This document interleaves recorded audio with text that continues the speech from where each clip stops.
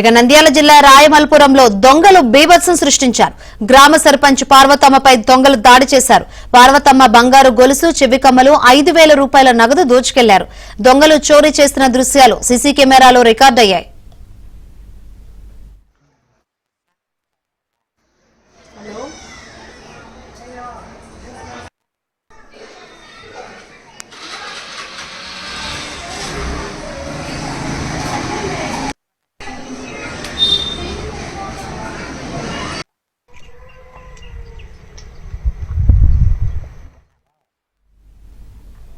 మహబూబాబాద్ జిల్లాలోని ఓ సీసీ కెమెరాలో రికార్డైన వింత దృశ్యాలు తీవ్ర కలకలం రేపుతున్నాయి.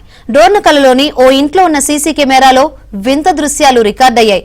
ఆకారం లేని ఈ దృశ్యాలను చూసిన స్థానికులు గ్రహాంతర వాసులని అంటూ ప్రచారం చేశారు. ప్రస్తుతం సోషల్ మీడియాలో ఈ వింత దృశ్యాలు వైరల్ అవుతున్నాయి.